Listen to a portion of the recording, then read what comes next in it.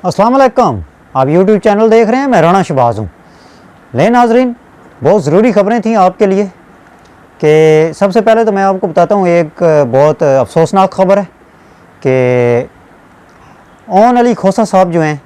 ये एक बहुत अच्छे व्लॉगर हैं और बहुत अच्छे यूट्यूबर हैं। तो इनके बारे में बहुत सारे लोग नावाकिफ़ होंगे। मैं आपको बताता हूँ, जिन्होंने इस टाइम बहुत एक मशहूर गाना है पाकिस्तान में जो सोशल मीडिया पर वायरल है, जो चल रहा है,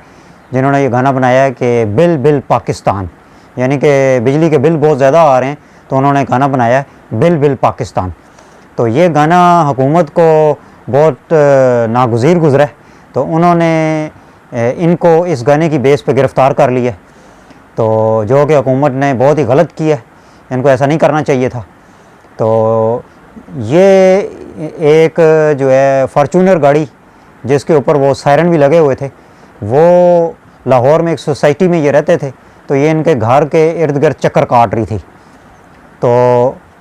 जो है क्या उसका फिर इन्होंने थोड़ी देर के बाद 3-4 और वीगो डाले आए और जो है वो फॉर्चूनरें आई और उन्होंने आके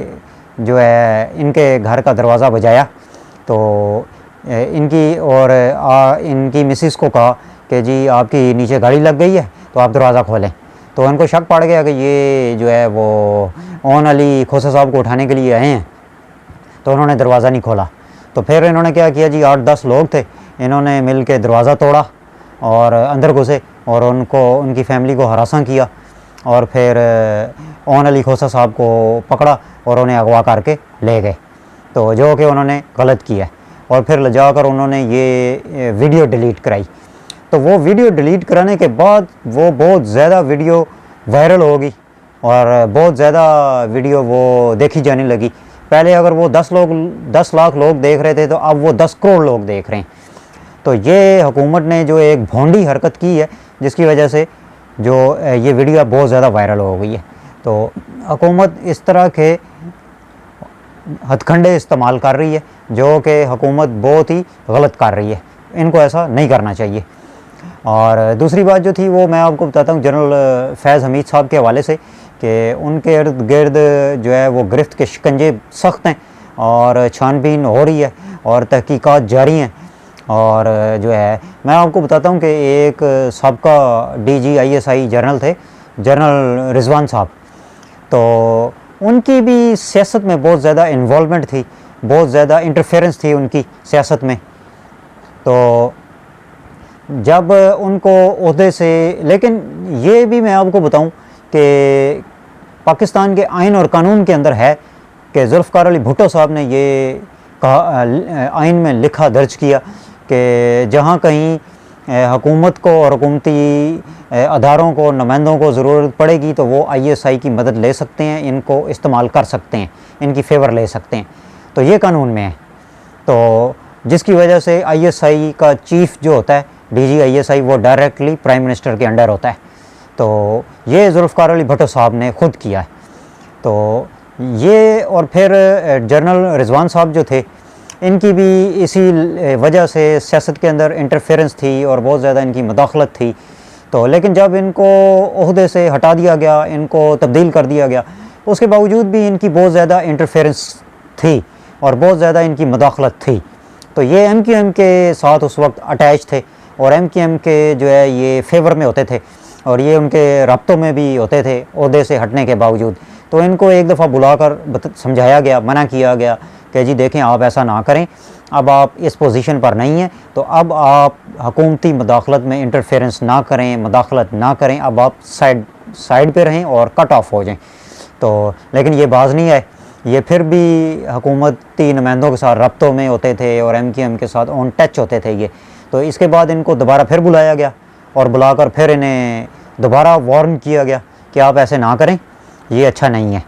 तो इससे अदारे का इमेज ख़राब होता है, अदारे की कारकर्दगी मुतासर होती है और अदारे पर उंगलियां उठती हैं।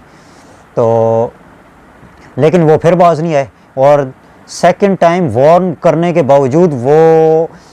गवर्नमेंट के और सियासी पार्टियों के रब्ते में होते थे और इनके साथ मुदाखलत करते थे, इंटरफेरेंस करते थे। तो थर्ड टाइम अदारे ने फिर वो स्ट्रिक्टली एक्शन लिया, इनको बुलाया और प्रूफ इनके सामने रखें, और फिर जो है इनको उन्होंने कहा कि जी अब बताएं। तो फिर इन्होंने जो है वो एक्सेप्ट किया है कि जी मुझसे गलती होगी, बराए मेहरबानी मुझे माफ़ कर दें। लेकिन अदारा उस वक्त बहुत ज़्यादा स्ट्रिक्टली हो चुका था कि 2 दफ़ा इनको वार्न कर चुका था और इनको समझा चुका था, इनको मना कर चुका था, लेकिन ये बाज नहीं आ रहे थे। तो फिर अदारे ने इनका एक्सक्यूज़, इनकी जो है वो माफ़ी थी, उसको रिजेक्ट कर दिया, नज़रअंदाज कर दिया और इनको रिमूव कर दिया गया। तो इसी तरीके से अभी वही स्ट्रिक्टली एक्शन जो है वो जनरल फैज़ हमीद साहब के बारे में हुआ है कि जनरल फैज़ हमीद साहब को बार बार मना किया जाता रहा कि जी देखें आप ऐसे ना करें, अब आप इस पोजीशन पर नहीं हैं, अब आप इस स्टेटस पर नहीं हैं, अब आप इस ओहदे पर नहीं हैं कि आप हुकूमत के साथ रब्तों में हों, हुकूमत के नुमाइंदों के साथ रब्ते में हों, वज़ीर मुशीरों के साथ रब्ते में हों, और आप सियासी पार्टियों के साथ रब्ते में हों। अब आप ये नहीं कर सकते, अब आपके पास अथॉरिटी नहीं है, अब आपको ये अलाउ नहीं है, अब आपको इस चीज़ की परमिशन नहीं है। लेकिन ये बारहा मना करने के बावजूद बाज नहीं आते थे, और ये अपने जो है वो पॉलिटिकल और अपने सियासी और अपने आर्मड फोर्स के जो इनके रिलेशन थे, जो इनके कॉन्टैक्ट्स थे, ये उनको यूज़ करते थे और ये उनको मिसयूज़ करते थे और ये नाजायज़ फ़ायदा उठाते थे, और ये बाज नहीं आते थे अदारे के बार बार वार्न करने के बावजूद। तो अब फिर अदारे ने इनके गिरफ्त सख्त की है, शिकंजे इनके इर्द गिर्द जगड़ दिए हैं और तहकीकात बहुत स्ट्रिक्टली और बहुत सख्त हो रही हैं इनके बारे में। और जो है ये जो मामलात इनके मुतल्लिक जो है ना अब बहुत ज़्यादा सख्त हो गए हैं। तो ये जनरल फैज़ हमीद साहब जो हैं ये तो इस कदर जो है वो अनाप्रस्त और इस कदर वो खुद प्रस्त और इस कदर ये अपनी ज़ात के पाबंद हो गए हुए थे कि इन्हें अपनी ज़ात के सिवा नज़र ही कुछ नहीं आता था।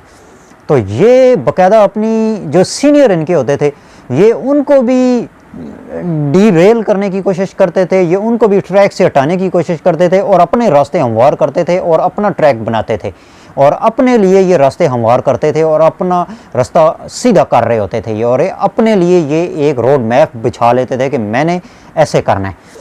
तो ये बाकायदा जो है वो सीनियर साफ़ी हामिद मीर साहब को भी वो जो है वो उनको डिक्टेट करते थे और जो है ये धमकियां लगाते होते थे, ये मुबशर लुकमान साहब को भी। और ये पुरानी बात नहीं है, तकरीबन कोई 3-4 साल पहले की बात है। 3-4 साल पहले यही जनरल फैज़ हमीद साहब इतने पाकिस्तान की ताकतवर तरीन और पावरफुल तरीन शख्सियत में इनका शुमार होता था। ये इतने ताकतवर और इतने पावरफुल होते थे कि ये मीडिया के एंकरों को तब्दील कर देते थे कि ये एक फ़ोन कॉल करते थे तो ये वज़ीरों मुशीरों के इरादे बदल देते थे, ये उनकी राय बदला देते होते थे और ये उनका वोट जो होता था ये उनको तब्दील करवा देते होते थे। ये इतने पावरफुल होते थे, इनकी शख्सियत इतनी पावर में होती थी और ये इतने ताकतवर थे कि ये मीडिया पे, चैनलों पे चलने वाले प्रोग्रामों को जो है वो जो ऑन एयर होते थे ये उनको ऑफ एयर करा देते थे, ये उनको बंद करवा देते होते थे। ये इतने पावरफुल होते थे और ये बड़े बड़े वज़ीरों मुशीरों के इरादे बदलवा देते होते थे, ये उनके जो है ना फैसले बदलवा देते होते थे। ये इतने ताकतवर होते थे। तो फिर जो है और इनके सिर्फ पीटीआई के साथ रब्ते नहीं होते थे कि ये पीटीआई के दौर में ये फेमस हुए हैं और बहुत ज़्यादा ये जो है ना इनकी जो है हुकूमत में इंटरफेरेंस और मदाखलत सामने आई हैं। ये पीटीआई के साथ साथ ये नून लीग के साथ भी इनके गहरे रवाबत थे और गहरे मरसम थे और साथ साथ पीपल्स पार्टी के साथ भी इनके बहुत गहरे रब्ते होते थे। तो ये तीनों पाकिस्तान की बड़ी पॉलिटिकल पार्टीज़ जो थी इनके उनके साथ बहुत गहरे रब्ते होते थे। तो फिर जो है इन्होंने ख़ुद एक दफ़ा कहा कि एतराफ़ किया कि जी देखें मैंने नून लीग को इतना फैसिलिटेट किया है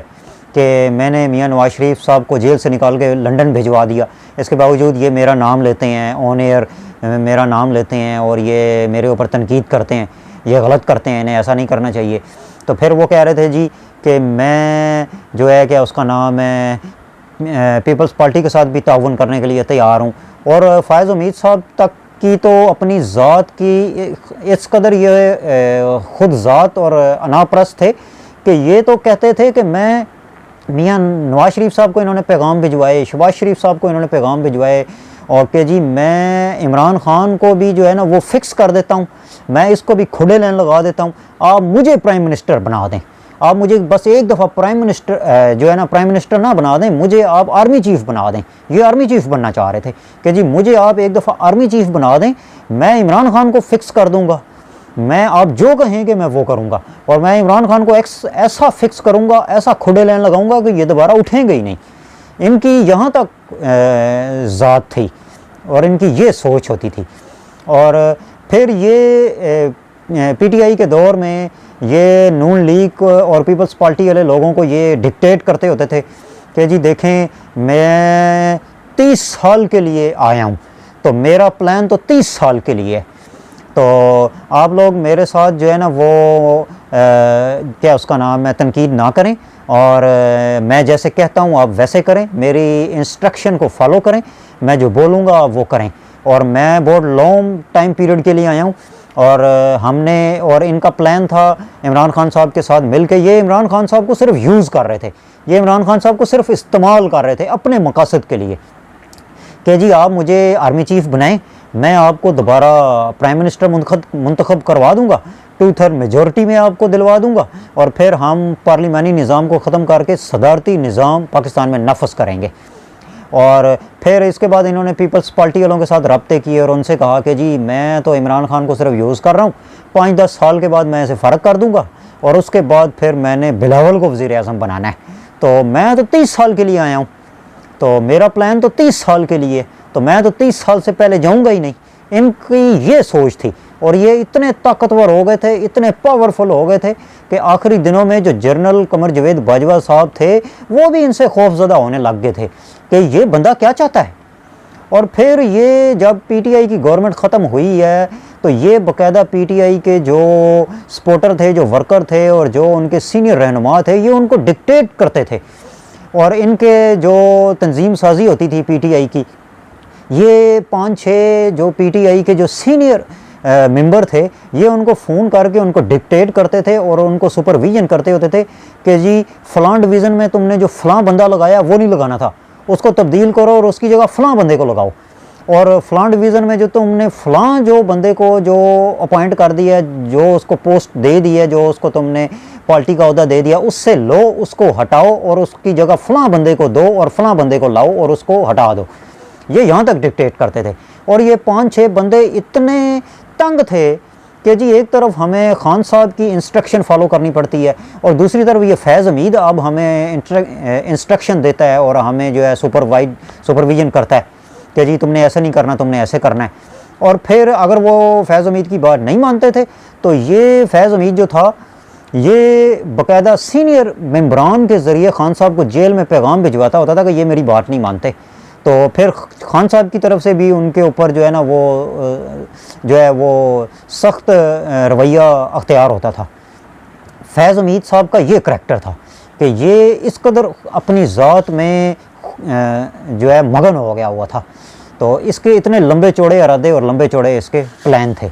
ये सारी इसकी सूरत हाल और इसके सारे मामलात थे। और अब इसी बेस के ऊपर, इन्हीं तहकीकात के ऊपर और इन्हीं वजूहात के ऊपर इनके ऊपर गिरफ्त जो है ना वो सख्त हुई है और इनके ऊपर बहुत स्ट्रिक्टली छानबीन की जा रही है। तो ये सारी मामलात थी। और दूसरा मैंने अब आपको आगाह करना था गवर्नमेंट की कारकर्दगी के हवाले से कि गवर्नमेंट ने, मियाँ नवाज शरीफ साहब ने गवर्नमेंट को हदायत जारी की हैं कि जी आप मुल्क में महंगाई बहुत ज़्यादा हो गई है, महंगाई को कम करें, बिजली बहुत महंगी हो गई है, बिजली की कीमतों में कमी करें और महंगाई के ऊपर कंट्रोल करें और महंगाई को कम करें। तो मैं इनको बताना चाहता हूँ ये नाकस हुकूमत और ये जाली हुकूमत कैसे महंगाई को कम कर सकती है। IMF के साथ इन्होंने इतनी सख्त शराइतें तय की हुई हैं, IMF तो इनको 1 इंच नहीं पीछे हटने देगा। तो ये कैसे कर सकते हैं? ये तो IMF के शिकंजे में झगड़े हुए हैं, ये तो कुछ भी नहीं कर सकते।